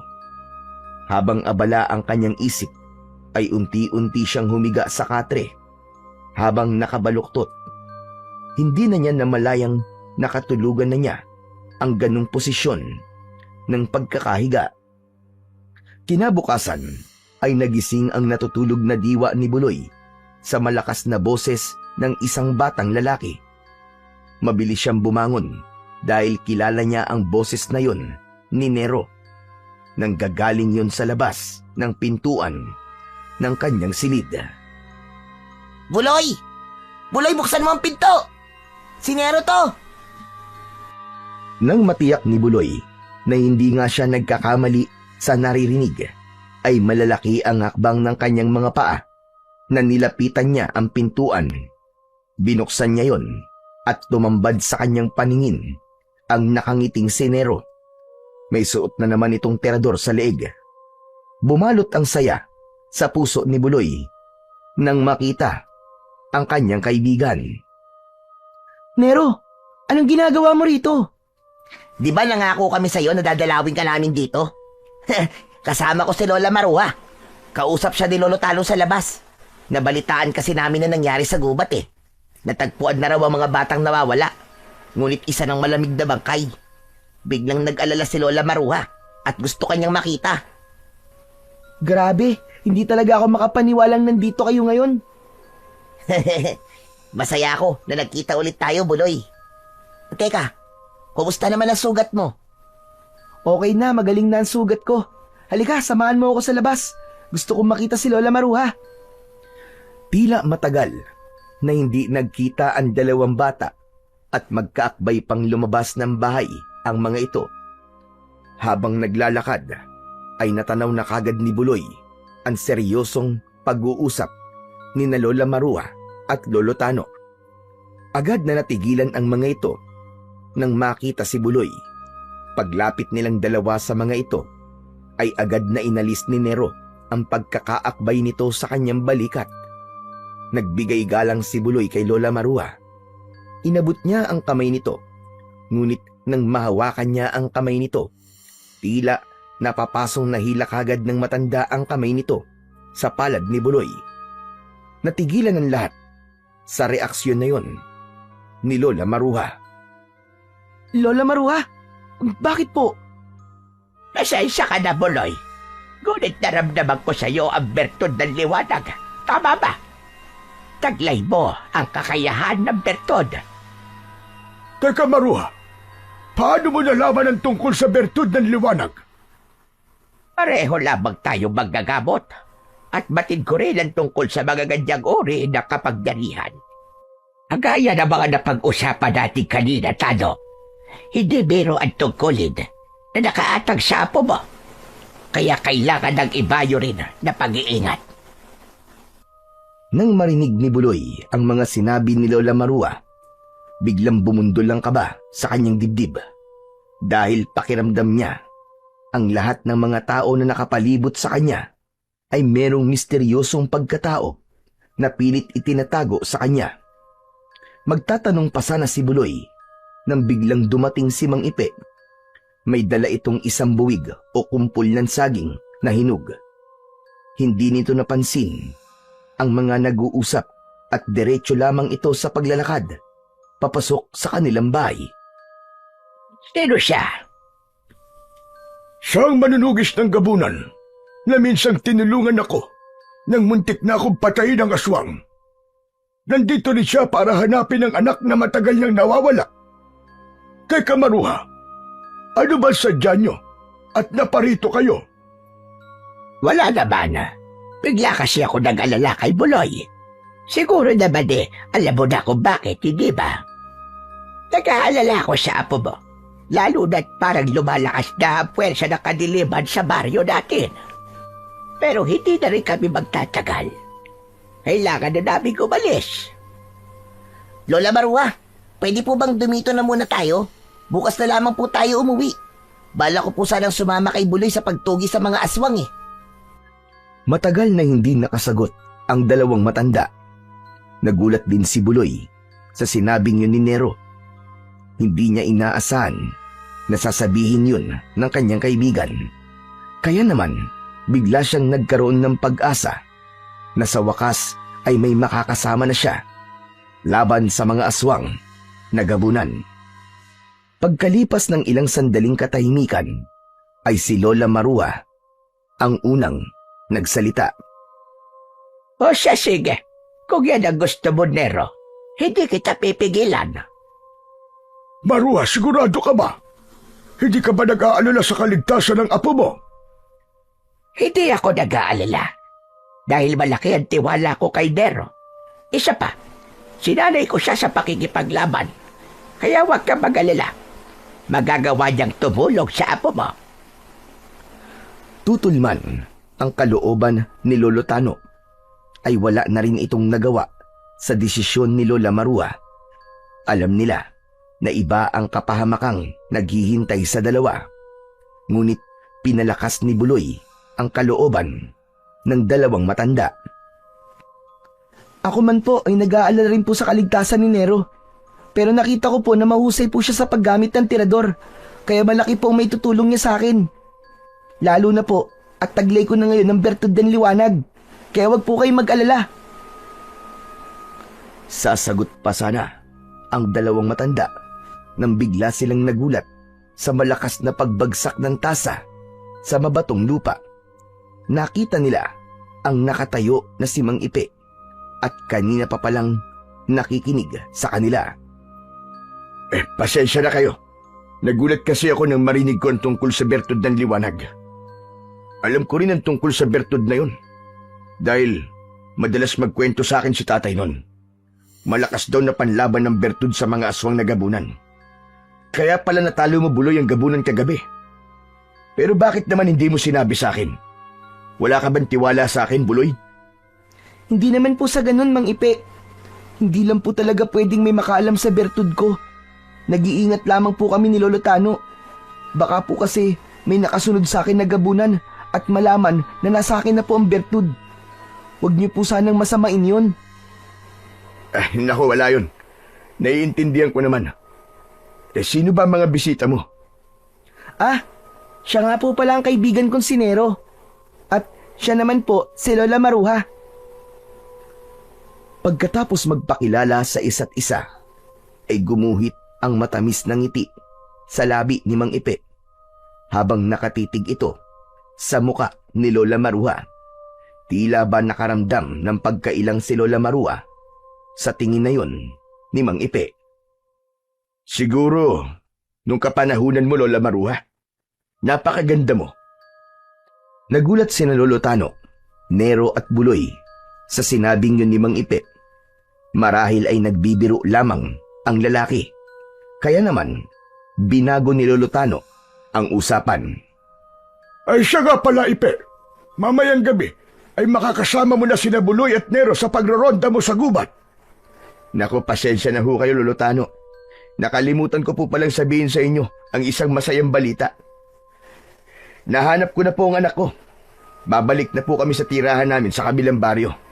Mamaya rin pong gabi. Aba, ay ganun ba? Naku, kaya naman pala masaya ka ngayon. Kitang-kita sa ilatsa ng mukha mo. Bakit naman po mamayang gabi pa kayo aalis? Hindi po ba't delikado po para sa inyo? Baka salubong niyo po sa daan ng mga gabunan. Hindi yun mangyayari, Buloy. Gabi ang napili ko dahil may trabaho ang tatay ko. Kukunin pa raw niya ang huli niyang sahod eh. Sa katunayan, siya ang nagbigay ng hinog na saging kanina. Yun dala ko. Kaya nga ako lumapit sa inyo ni Lolo Tano eh. Dahil bala ko na magpaalam sa inyo. Nako, masaya ako para sa iyo, Ipe. Kung ganun sige. Ikaw ay laging mag-iingat. Salamat po, Lolo Tano. Sige po, maiwan ko po muna kayo at kailangan ko pang ihanda mga dadalhin ko. Salamat po, Mang Ipe. Mabuti pa kayo at nahanap niyo na po ang anak niyo. Ako ang dapat na magpasalamat sa inyo, Buloy, dahil tinanggap niyo ako at ginamot. Habang nagsasalita si Mang Ipe, ay hindi na nagtanong pa si Lola Marua. Tahimik itong nakikinig sa usapan ng mga ito, habang si Nero naman ay nakikinig lamang at nakamasid kay Buloy na malungkot na nakatingin kay Mang Ipe. Si Lolo Tano, bagamat hindi pinansin ang sinabi ni Buloy, bakas pa rin sa mukha nito ang pag-aalala. Pagkatapos ng konting pag-uusap, ay nagpaalam na rin ang lalaki at naiwan sila na nahulog sa malalim na pag-iisip. Pero hindi nagtagal ay pumasok na rin ang apat sa loob ng kanilang bahay habang sina Buloy at Nero ay nagplano ng kanilang gagawin. Pagkatapos ng pagkasunduan ng magkaibigan ang gagawin nilang pagsuyod sa kagubatan, nagpahinga sila sa kwarto at hinintay ang pagsapit ng gabi. Mabilis na lumipas ang oras. Pasado, 7:00 ng gabi, nang magpasya ang magkaibigan na magpaalam na kina Lolo Tano at Lola Marua. Naiwan ang mga ito kasama si Mang Ipe. Nakaimpake rin ang gamit nito at naghihintay na lamang ng tamang oras para umalis. Kasunod nito ay nagsimula na silang maglakad papasok sa kagubatan. Pagkalipas ng ilang minutong paglalakad, habang nasa gitna sila ng kakauyan, hindi maipaliwanag ni Buloy kung bakit bigla na lamang siyang kinabahan at walang ibang taong pumasok sa kanyang isipan kundi ang dalawang matanda na naiwan nila sa bahay. Napansin din yun ng kaibigan niyang si Nero. Buloy, teka lang. Kanina ka pang walang imik ah. May problema ba? Ewan ko ba, Nero? Parang ang bigat-bigat ng pakiramdam ko. Tsaka parang nahihirapan akong huminga. Baka naman nangingibago ka lang dahil kasama mo ko. Hindi naman to tungkol sa'yo, Nero eh. Bigla akong nag-alala sa dalawang matanda. Para bang may mali? Pambihira ka naman, Buloy oh. Pati ako bigla na rin kinabahan tuloy dahil sa mga sinasabi mong yan eh. Totoo naman ang sinasabi ko, Nero eh. Iba ang kaba na nararamdaman ko. Teka, Nero, ano kaya kung... Wag na kaya muna tayong tumuloy ngayon? Bumalik na tayo, tara na. Ano ka ba naman, Buloy? Pambihira ka naman, oo. Ang layo-layo na ng nilakad natin, oh. Tapos babalik tayo. Tumigil ka, Nero. Kailangan na natin bumalik. Tara na. Masama talaga ang pakiramdam ko. Bigla akong kinabahan. Tara na. Hindi na nagpaawat ang batang si Buloy. Malalaki ang hakbang na tinahak nila ang daan pabalik sa kanilang bahay. Habang naglalakad sina Buloy at Nero, hindi nila maiwasan ang hindi kabahan sa kung ano ang posibleng nangyayari. Halos hindi lumapat ang kanilang mga paa sa lupa dahil sa labis na pagmamadali. Pagkalipas ng 1 oras na paglalakad, narating nila ang kanilang bahay. Ngunit nadatnan nilang nakapatay ang ilaw. Habol ang hininga na natigilan sila sa kanilang kinatatayuan. Tumambad sa kanilang paningin ang nagkalat na mga gamit sa lupa. Mga basket na nakabaliktad, isang sirang lampara at mga yapak na tila nang galing yun sa maraming bakas ng mga aswang na gabunan. Masama ito, Buloy. Diyos ko, tama nga ang hinala mo ah. Sino kaya may gawa nito? May hinala ko. Sa tingin ko, si Mang Ipi ang may gawa nito. Siya lamang ang naiwan dito sa bahay, di ba? Pero Buloy, hindi yun sapat para pagbintangan si Mang Ipi. Wala tayong sapat na batayan. Kung ganun, aalamin natin at patutunayan. Ang kailangan lang natin gawin, mahanap sila. Tama ka. Madali lang naman malaman kung kalaban nga ba si Mang Ipe o hindi. Hindi ba't hawak mo ang bertud? Wala ka bang nararamdaman na kakaiba sa kanya? Wala akong napapansin na kakaiba sa kanya eh. Diyos ko, hindi kaya may agimat rin siya kontra sa bertud mo, Buloy? At kaya hindi mo nararamdaman ng presensya niya bilang aswang dahil meron siyang kapangyarihang kagaya mo. Alam mo bang ang hari ng gabunan ay higit na makapangyarihan sa lahat ng mga aswang? Kahit masugatan siya sa ilalim ng sikat ng araw, hindi siya mamamatay o masusunog dahil may suot siyang agimat. Sigurado ka ba talaga, Buloy? Wala ka ba talagang napapansin na kwintas sa kanyang leeg? Naalala bigla ni Buloy ang suot na kwintas ni Mang Ipe. Kung hindi siya nagkakamali, yun ang pangontrang sinasabi ng kaibigan niyang si Nero. Kaya naman, bigla siyang napasulyap sa nag-aalalang muka ni Nero. Si Mang Ipi nga. Tama. Si Mang Ipi nga kumuha sa kanila. May suot siyang kwintas. Isa raw yung agimat, sabi ni Lolo Tano. Isa pa, ang kaluban ng itak na nasa lupa ay isa ring patunay na si Mang Ipi ang hari ng gabunan. Hayop siya. Manluloko siya. Magbabayad siya. Sinimulan niya ang laban. Hindi ko hahayaan na mapahamak si Lolo Tano at Lola Marua. Kailangan natin silang iligtas. Hahanapin natin ang kanilang pinagtataguan. Mukhang alam ko na, Buloy, kung nasaan ang kuta ng mga aswang na gabunan. Natatandaan ko ang kaluban na yan. Madalas kong nakikita yan eh. Isa sa mga lalaking napadaan doon sa bahay namin. Sinundan ko sila. At nalaman ko na may tribu sila sa kabilang bundok. Kailangan na natin magtungo doon, Nero. Magdala ka ng maraming bato na panlaban sa mga gabunan. Susugod tayo sa kanila. Papatayin natin silang lahat. Hindi magiging madali ang pagsugod sa kuta nila, Buloy. Dahil isang buong angkan sila ng mga gabunan. Kahit gaano pa kahirap, ililigtas natin sina Lolo Tano at Lola Maruha. Matapos ang kanilang pag-uusap, ay mabilis silang tumakbo papunta sa kakauyan. Malalaki ang hakbang ng mga paa na tinahak nila ang daan papunta sa sinasabing kuta ng mga aswang na gabunan. Habang ang kabog sa kanilang dibdib ay malakas dahil sa labis na pag-aalala. Walang salita na lumabas sa bibig ng magkaibigan. Pagkalipas ng halos 1.5 oras na pagtakbo, ay narating na nila ang kuta ng mga aswang. Tumambad sa kanilang paningin ang itsura ng lugar. Bawat paligid ng nakasaradong bakuran ay may mga sulo. Sa unang tingin, akala nila ay isang normal na tribo lamang yun.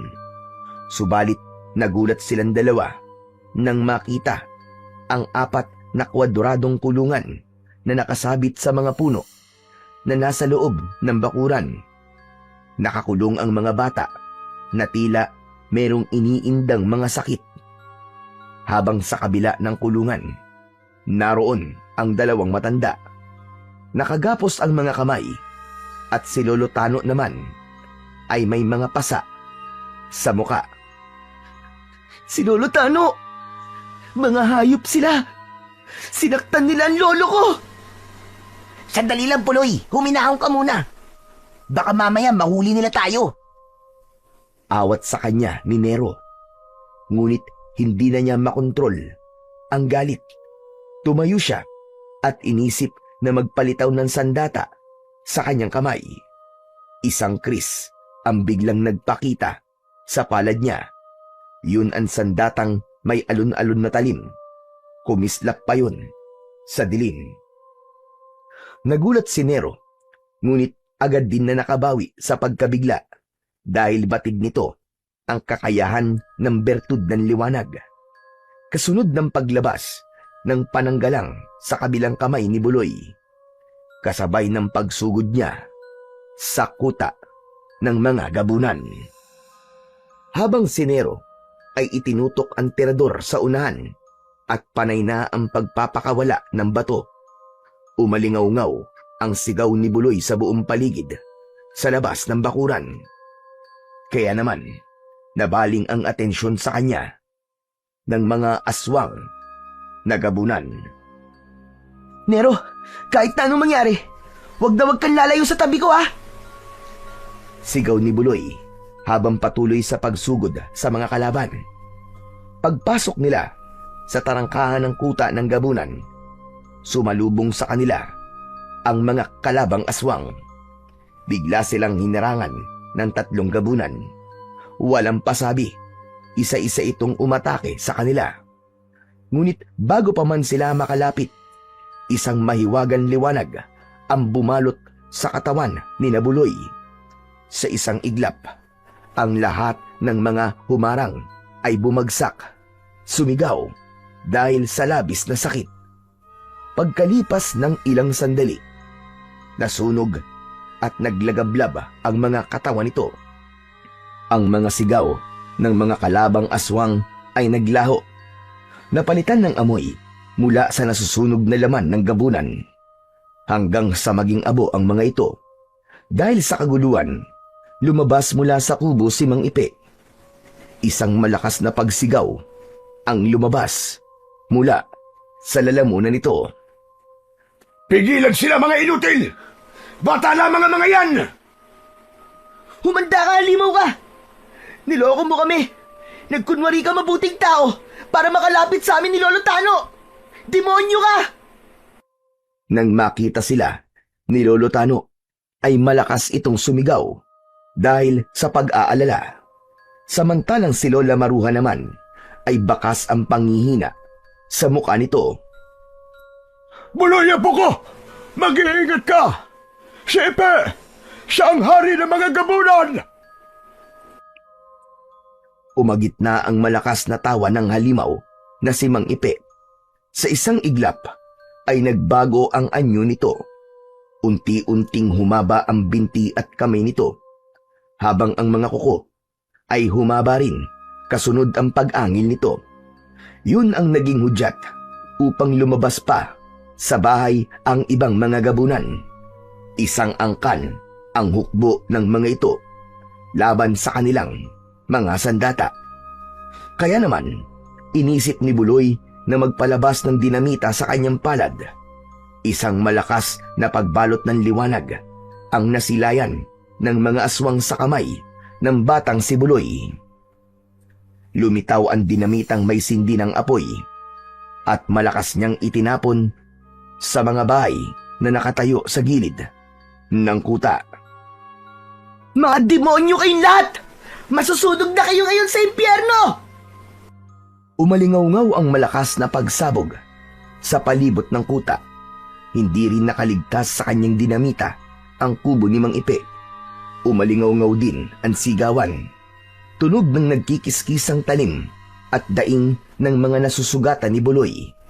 Habang namimilipit ang mga ito sa sakit. Mula naman sa bala ng tirador ni Nero, lahat ng tamaan ito ay nabubulag ang mga mata. Yun ang pinuntirya ng kanyang kaibigan. Habang patuloy silang naglalakad, naiiwan sa lupa ang mga abo at bakas ng pagkasunog ng mga gabunan na umaatake sa kanila. Alam nilang ang puwersang umaatake sa kanila ay malakas. Dahil dun, Pinalitaw ni Buloy sa kanyang kamay ang nagliliyab na pana. Nagulat ang lahat nang lumantad sa kamay ng bata ang 3 palaso na kayang pakawalan sa iisang pag-atake lamang. Hindi nauubos ang palaso ni Buloy. Bawat pagbitaw ay marami ang bumabagsak na gabunan. Kaya naman, umalingaw-ngaw muli ang galit ni Mang Ipe. Hindi maaari! Lumaban kayo! Huwag kayong umatras! Kasunod ng pagsigaw ng hari ng mga gabunan, mas lalong lumaki ang katawan nito sa gitna ng dilim at apoy na nagliliyab sa paligid. Humarap si Buloy sa hari ng mga aswang na gabunan, isang dambuhalang nilalang na may pulang matang kumikislap at matutulis na ngipin na parang mga punyal. Lumundag ito sa kanyang harapan. Itatarak niya sana ang palaso, subalit agad na nitong nahawakan ang kanyang mga kamay. Malakas siya nitong sinuntok sa tiyan at pasadsad siyang bumagsak sa lupa. Nabitiwan niya ang kalasag, pati na ang kanyang pana. Mabilis at puno ng tapang na muling tumayo si Buloy. Hayop ka! Kahit na anong gawin mo, hindi ako basta-basta matatalo sa'yo! Dahil nasa panig ako ng kabutihan! Tama na, Tsatsat. Patutunayan ko na hindi totoo ang propesiya. Hindi ang tulad mo ang papatay sa akin, kahit may dugo ka pang diwata. Dahil ako ang papatay sa batang itinakda. Tila naguluhan si Buloy sa huling sinabi ni Mang Ipe, lalo na at may kinalaman yon sa kanyang pagkatao. Dahil biglang natigilan si Buloy, sinamantala yon ng hari ng mga gabunan. Mabilis itong umatake pasugod sa kanya, subalit agad siyang humanda para harapin ang pag-atake nito. Pinalabas niya ang espada na may nagliliyab na talim. Sa bawat galaw ng hari, yumayanig ang lupa, subalit hindi natinag ang bata. Ganon din si Nero, na abala pa rin sa pakikipaglaban sa mga aswang na gabunan. Mabilis na sumugod si Buloy. Hawak ang matalim na espada na kumikislap sa liwanag ng apoy. Isang malakas na hampas at tumama ito sa leeg ng hari ng mga gabunan. Napaatras ang nilalang. Bumuka ang sugat na nilaslas ni Buloy at dumaloy mula roon ang maitim na dugo na tila agos ng ilog. Ngunit bago pa siya makaiwas, bumaling ang hari at sa isang mabilis na galaw, bumaon ang mahaba nitong kuko sa likod niya. Naramdaman niya ang matinding kirot na tila tinutusok ang kanyang laman. At bago siya makabawi, inihampas siya nito ng paulit-ulit sa lupa. Umalingaw-ngaw ang dagundong ng bawat pagbagsak ng katawan niya, habang ang dugo nito mula sa leeg ay pumapatak sa kanyang muka. Hindi ikaw ang papatay sa akin. Hindi totoo ang propesiya. Tila desperadong patuloy ito sa pag-atake sa kanya. Kahit unti-unti nang nanghihina ang katawan nito. Sa gitna ng kaguluhan, nakahanap ng pagkakataon si Nero. Dali-dali nitong inakyat ang puno na pinagsabitan sa mga kulungan at maingat na naibaba sa lupa. Pagkatapos ay sinira nito ang pinto at kinaladkad sina Lolo Tano at Lola Marua mula sa loob ng kulungan, papalayo sa naglalaban na sina Buloy at Mang Ipe. Pinilit silang mailigtas ni Nero habang abala ang hari sa pagdurog kay Buloy. Sa di kalayuan, natanaw nila ang nakakagimbal na tanawin. Si Buloy, sugatan na at nangihina, at nakaluhod sa gitna ng nagliliyab na kuta. Nakita ni Buloy na bumalik si Nero pagkatapos nitong mailayo ang dalawang matanda sa kabila ng dugo at kirot. Maigpit pa rin ang kapit ng aswang sa leeg ni Buloy, kasunod ng malakas na pagsigaw ng hari ng mga gabunan. Pagmasdan nyo kung paano kung papatayin sa harapan ninyo ang itinakda, ang batang anak ng isang diwatang inutil. Alam mo ba, Buloy, na ako lamang ang nakakaalam sa pagkatao mo kung paano ka niloko ng mga taong nakapalibot sa'yo. Anong ibig mong sabihin, hayop ka? Mamamatay ka na lang. Nagsisinungaling ka pa. Hindi ako nagsisinungaling. Ako ang pumatay sa tatay mong si Ruel. Ako ang kumuha ng susi ng lagusan na iniingatan ng nanay mong isang diwata. Dahil sa kanyang katangahan, nagmahal siya ng isang tao. Bawal yun sa kanilang kaharian. Kaya naman, sinamantala ko ang pagkakataon na makuha ang susi. Yun ang ginamit ko para hindi ako makilala ng bertud mo. Ang galing ko, hindi ba? Hindi ako naniniwala sa'yo. Sinungaling ka. Magsasalita pa sana si Buloy, ngunit bigla siya nitong sinaksak sa likod gamit ang matulis nitong mga kuko. Sa kabila ng nararamdaman niyang sakit, ginamit niya ang kanyang kakayahan. Pinalitaw niya sa kanyang mga kamay ang isang labaha at malakas niyang iginilit yon sa dati nitong sugat sa leeg. Pero dahil may kakayahan itong magpahilom ng sugat, gumanti ito ng kagat sa kanyang balikat. Unti-unting sumasara ang sugat sa leeg ng hari. Ngunit sa gitna ng labanan na yon, habang nakaluhod si Buloy, umalingaw-ngaw ang malakas na boses ni Nero. Buloy! Ang bertud! Ibato mo sa akin, dali! Tila naunawaan ni Buloy kung ano ang ibig sabihin ng kaibigan niyang si Nero. Habantangan ng kaibigan ang terador, mabilis niyang dinukot ang bertud mula sa kanyang bulsa at inihagis yun sa nakatayong si Nero. Lumipad sa ere ang bertud at nasaluyon ng kanyang kaibigan.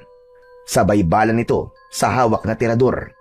Saktong pagbuka ng bibig ng hari ng mga aswang nagabunan para sana kagatin sa leeg si Buloy. Sinamantala yon ni Nero at tinarget nito ang nakabukang bunganga ng halimaw. Saktong-sakto yun sa ngalangala ni Mang Ipe. Kasunod ng pagtikom ng bibig nito, sumambulat ang katawan nito at agad na sumabog. Nagkalasog-lasog ang laman sa lupa na hindi rin naman nagtagal ay nasunog din ang mga yun. Nang mamatay ang hari ng mga gabunan, ay natunaw rin ang katawan ng mga aswang na gabunan na nakahandusay sa lupa. Binalot ng matinding katahimikan ang kuta ng mga aswang at ang maririnig na lamang ay ang mga ingay ng mga batang biyag mula sa kulungan. Nangihinang napaluhod si Buloy. Maya-maya pa ay narinig niya ang yabag ng mga paa ng dalawang matanda at ni Nero. Buloy! Buloy, may sugat ka! Ayos ka lang ba? Kaya mo pa?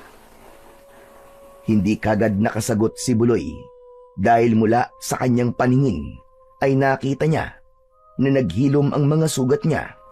Isang palatandaan na may dugo nga siyang diwata. Kaya naman, nang gumaling ang sugat niya ay tumayo siya at hinarap ang nag-aalalang si Lolo Tano. Magmula nang mahawakan niya ang bertud, naganap na ang mga pagbabago sa kanyang katawan. Apo, magpapaliwanag ako. Wala na po kayong dapat ipaliwanag, Lolo. Nasabi na po lahat ni Mang Ipe. Anak daw po ako ng isang diwata na nagbabantay sa lagusan at pinarusahan po dahil nagmahal ng mortal. Lolo, ngayon po sabihin nyo, sino po ba talaga ako? Hindi mo naiintindihan, Apo. Wala akong balak na itago sa'yo kung ano ang totoo tungkol sa pagkatao mo. Totoo ang sinasabi ni Tano, Buloy. Dahil ako mismo ang humiling sa kanya na itago ka sa loob ng 10 taon. Wala po kayong alam sa pagkatao ko. Kaya wag po kayong sumali sa usapan namin, Lola Maruha. Buloy, wag mong pagsasalita ng ganyan si Lola Maruha. Dahil ang totoo, palagi kanyang binabantayan mula sa malayo. Kaya palagi rin ako nakabantay sa'yo. Dahil siya ang tunay mong nanay. Siya si Maruha. ang totoo mong ina. Nero, pati ba naman ikaw? Paano kung magiging nanay ang isang matanda at kuba? Siya talaga ang nanay mo, Buloy. Isinumpa siya, kaya siya naging kuba. Siya ang diwatang tinulungan ko noon.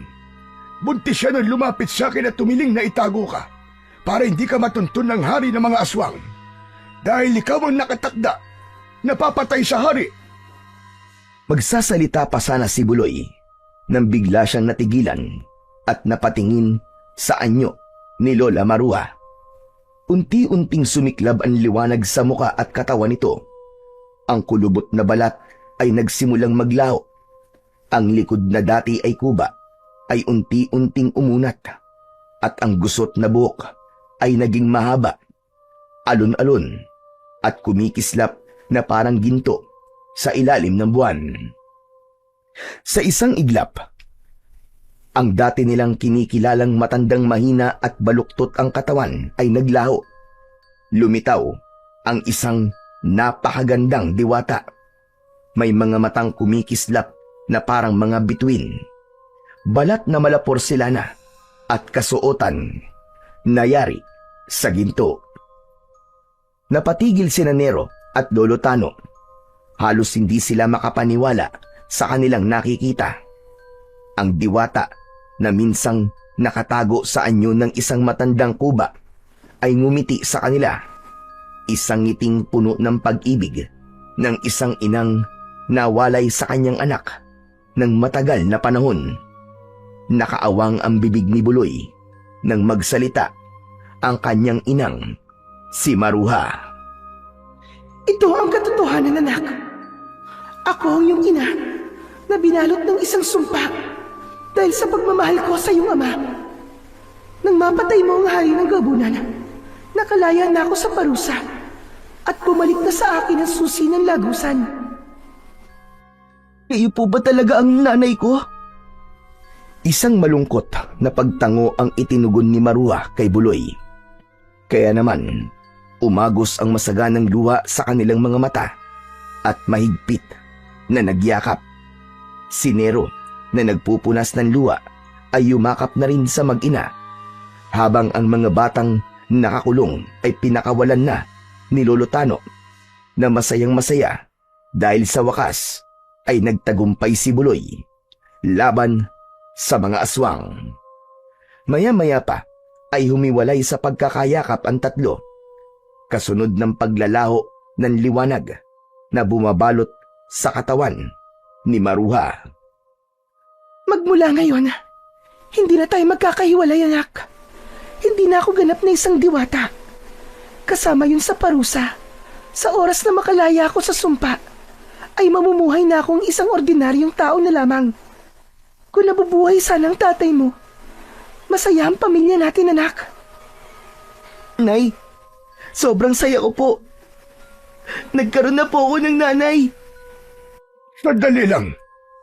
Kasama pa ba ako sa pamilya mo, Apo? Napasulyap si Buloy sa kinatatayuan ni Lolo Tano at walang ano-ano ay niyakap niya ito ng mahigpit. Siyempre naman po, Lolo. Magmula po ngayon, magkakasama na po tayo nila nanay at Nero.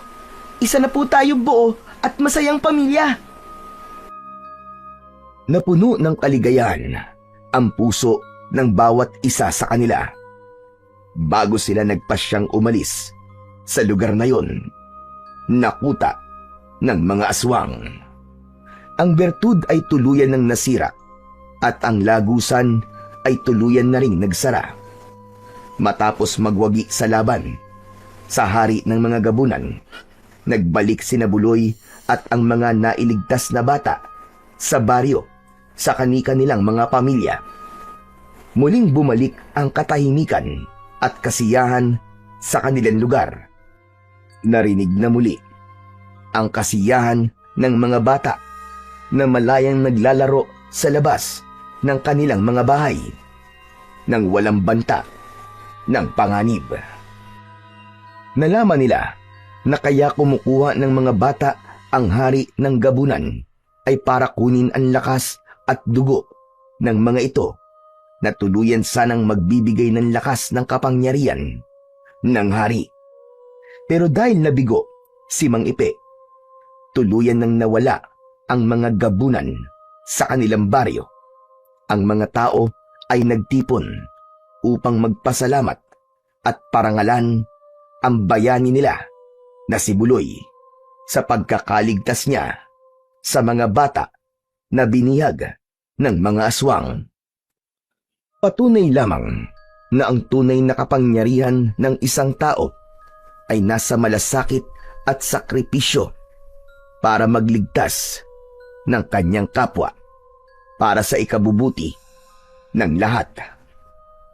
Ang kwento ni Buloy ay nagpapatunay ng panlabas na kaanyuan ng isang nilalang ay hindi dapat gawing batayan ng panghusga.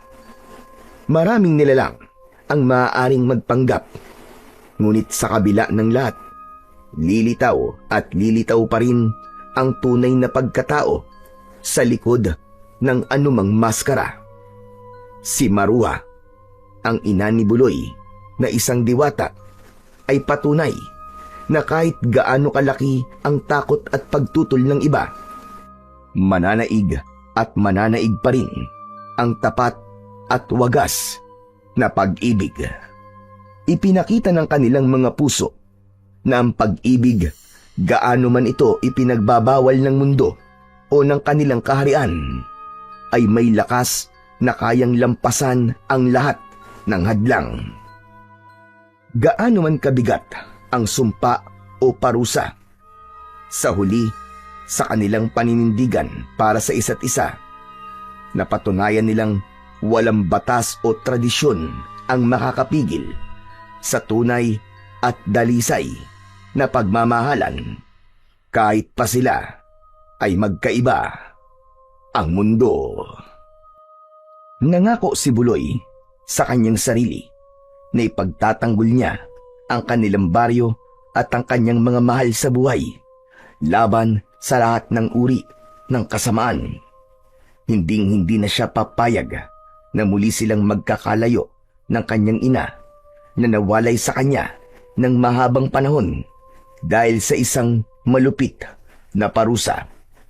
Ngunit ngayon ay lubos siyang nagpapasalamat sa Panginoong Diyos na siyang pinakamakapangyarihan sa lahat, na muli silang pinagtagpo dahil muling nanaig ang kabutihan laban sa kasamaan.